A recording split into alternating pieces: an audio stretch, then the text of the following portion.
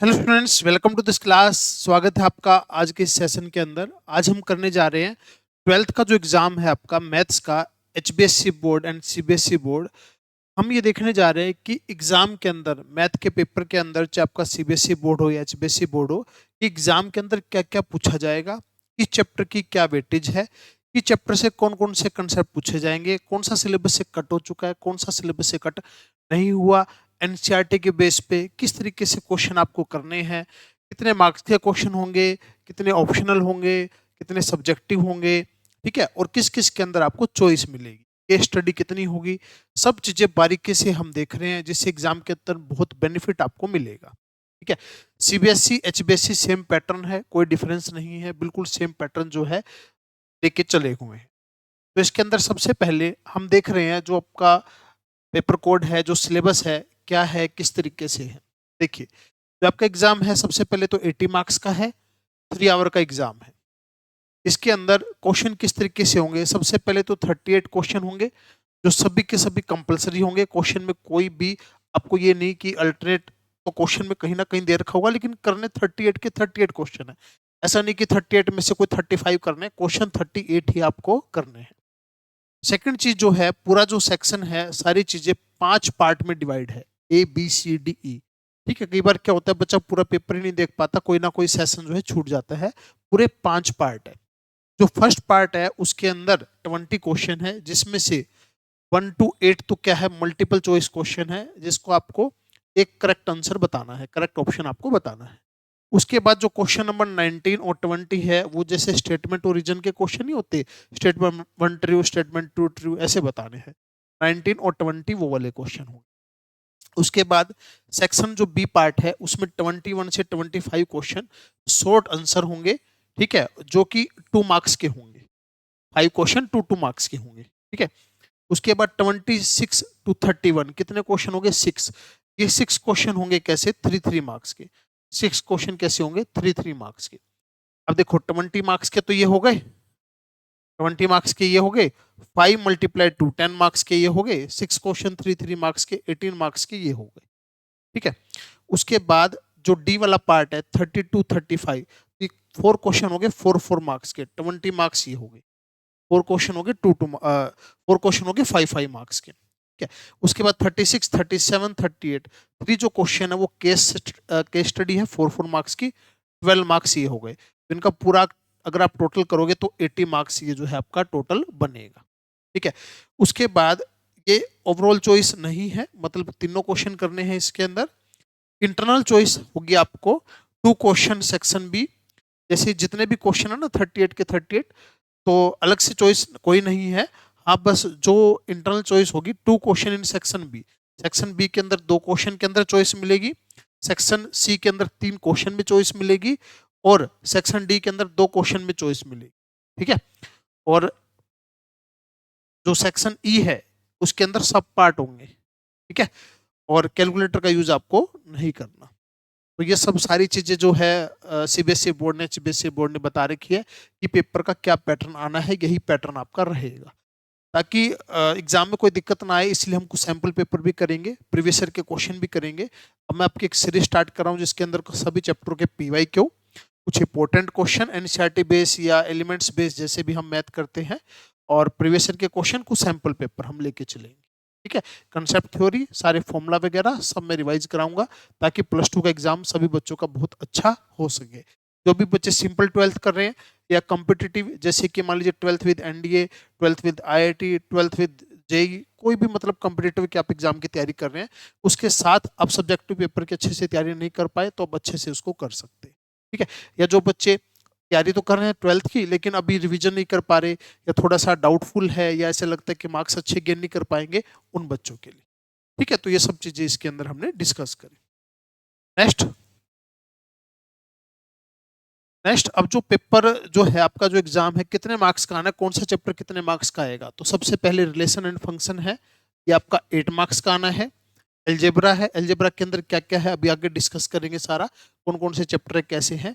Algebra 10 marks का आना है। कैलकुलस सबसे ज्यादा वेटेज है, 35 मार्क्स का आना है। वेक्टर 3D 14 मार्क्स का आना है।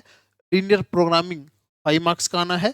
प्रोबेबिलिटी जो है 8 मार्क्स का आना है, टोटल 80 मार्क्स की ये, और इंटरनल असेसमेंट जो है 20 मार्क्स की, 100 आपका 100 नंबर का टोटल पेपर है। तो यहाँ से हम देखते हैं, देखो सबसे ज्यादा वेटेज तो कैलकुलस की है, लेकिन ये देखो अगर हम देखें कि जो लीनियर प्रोग्रामिंग है छोटा सा चैप्टर है, 5 मार्क्स का, कोई मुश्किल नहीं है, एक दो लेक्चर में ही मतलब आराम से इसको कवर अप कर सकते हैं।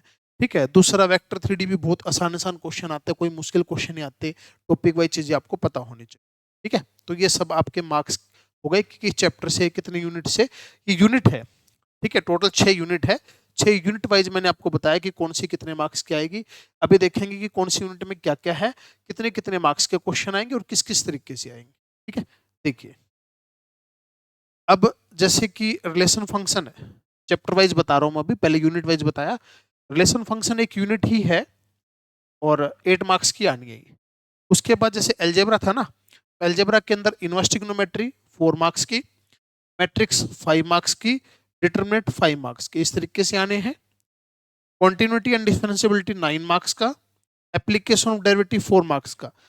डिफरेंशियबिलिटी मतलब डेरिवेटिव भी इसी के अंदर आ गया, डेरिवेटिव भी इसी के अंदर आ गया। ठीक है, एप्लीकेशन ऑफ डेरिवेटिव 4 मार्क्स की आनी। उसके बाद इंटीग्रल 9 मार्क्स का, एप्लीकेशन ऑफ इंटीग्रल 6 मार्क्स का, डिफरेंशियल इक्वेशन 7 मार्क्स का, वेक्टर 7 मार्क्स का, 3D 7 marks, linear programming 5 marks, probability 8 marks. ठीक है, इसका जो है ना टोटल 80 नहीं बैठ रहा होगा, थोड़ा सा ज्यादा, एक दो नंबर ज्यादा बैठ रहा होगा। वो क्या है कि एक आधा क्वेश्चन ऊपर नीचे जैसे हो जाता है। अब जो यूनिट जैसे प्रोबेबिलिटी 8 मार्क्स की थी, लाइनियर प्रोग्रामिंग 5 मार्क्स का था, ये तो आना ही आना है, इसमें कोई दिक्कत नहीं है। जैसे कैलकुलस है 35 मार्क्स का है, तो एक आधा चैप्टर आगे पीछे करके टोटल 35 भी बनेगा, बट एक आधा क्वेश्चन आगे पीछे करके बोल सकता है। ठीक है, तो मैंने चैप्टर वाइज बता दिया किस चैप्टर की कितनी वेटेज है, पहले बताया था यूनिट वाइज, अब बता दिया चैप्टर वाइज। ठीक है, चलिए नेक्स्ट आप देखते हैं किस चैप्टर से क्या क्या पूछेगा, हमको क्या क्या पढ़ना है अच्छे से। देखो चैप्टर तो हम सारा पढ़ते हैं, लेकिन कई बार क्या होता है टॉपिक ही छूट जाता है, और टॉपिक की छूटने की वजह से दिक्कत रह जाती है। तो टॉपिक अपने को आराम से पढ़ना है।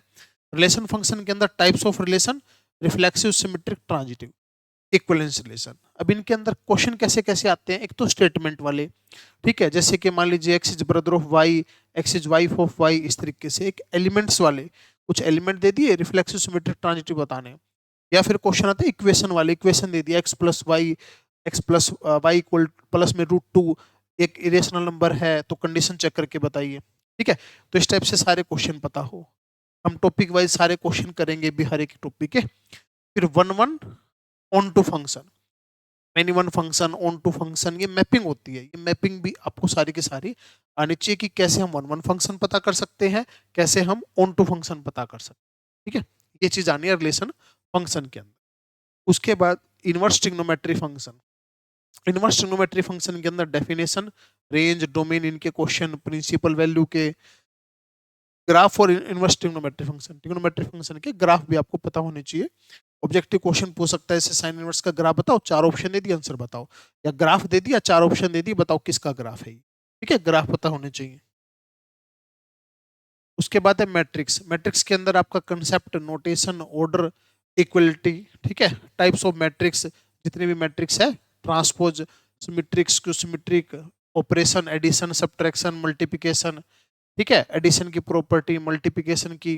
ठीक है, और कॉम्पिटिटिव है कि नहीं ये सारी। ठीक है, उसके बाद प्रोडक्ट, जीरो मैट्रिक्स। ठीक है, ये सारी चीजें, और इन्वर्टेबल मैट्रिक्स, इन्वर्स के बारे में पूछेगा, ये सारी चीजें आ सकती है।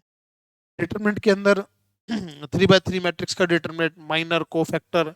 ठीक है, इनवर्स वगैरह सारे का सारा, कंसिस्टेंसी, सॉल्यूशन है नहीं है, यूनिक सॉल्यूशन है, मैनी सॉल्यूशन है, ये सारा कंसेप्ट आ सकता है। मैट्रिक्स मेथड, ठीक है, ये सब कंसेप्ट आ सकता है इसके अंदर।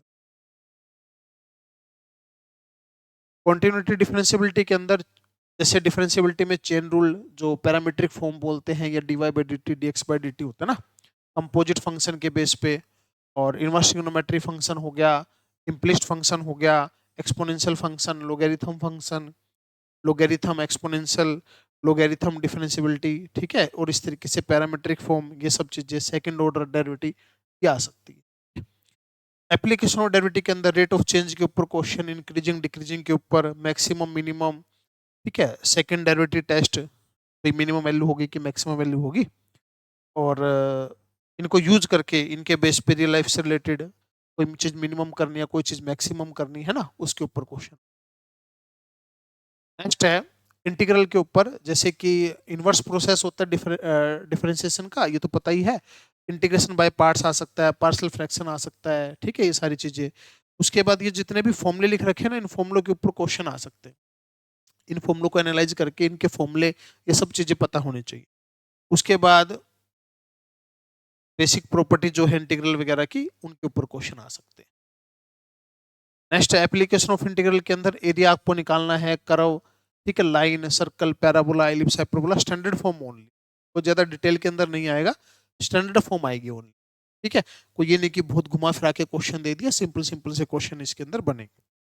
डिफरेंशियल इक्वेशन में ऑर्डर डिग्री, ठीक है, पर्टिकुलर सॉल्यूशन, जनरल सॉल्यूशन, ठीक है, और methods of separable of variable, कैसे सेपरेट करना है, होमोजेनियस फंक्शन, ठीक है, और first order, first degree differential equation, ठीक है, लीनियर डिफरेंशियल इक्वेशन, इनके ऊपर क्वेश्चन बने। नेक्स्ट है वेक्टर में क्या क्या पूछेगा, वेक्टर, स्केलर, मैग्नीट्यूड, डायरेक्शन, ठीक है, डायरेक्शन कोसाइन, डायरेक्शन रेशो। अच्छा, पैरेलल है, कोलिनियर है, पोजीशन वेक्टर निकालना, नेगेटिव निकालना, कंपोनेंट, एडिशन, मल्टीप्लिकेशन, ठीक है, सिंपल सिंपल सी चीजें इसके अंदर। और scaler dot product, vector product, triple vector product या ट्रिपल स्केलर प्रोडक्ट जो है इसके अंदर नहीं आता।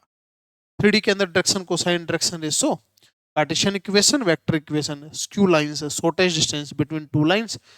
टू लाइंस मतलब चाहे वो स्क्यू लाइंस हो चाहे पैरेलल लाइन हो, दोनों के बीच में डिस्टेंस और दो लाइनों के बीच में एंगल निकालना, ठीक है, ये कंसेप्ट आएगा। इसके बाद लीनियर प्रोग्रामिंग, जैसे क्वेश्चन 5 मार्क्स के अंदर इसमें से आना है, इंट्रोडक्शन, और जो इसकी टर्म होती है कांस्टेंट वगैरह, objective function, optimisation, corner point निकालना, ये सब चीजें, जैसे एरिया फिजिबल है या इनफिजिबल है, मैक्सिमम है कि मिनिमम है, ये चीजें पूछेगा इसके अंदर। प्रोबेबिलिटी के अंदर कंडीशनल प्रोबेबिलिटी और मल्टीप्लिकेशन थ्योरम, ठीक है, और इंडिपेंडेंट इवेंट, टोटल प्रोबेबिलिटी और बेस थ्योरम। ये छोटे छोटे कंसेप्ट है, इनके ऊपर दो दो चार चार क्वेश्चन अगर आप करके जाएंगे एग्जाम में, कोई भी दिक्कत आपको नहीं आए।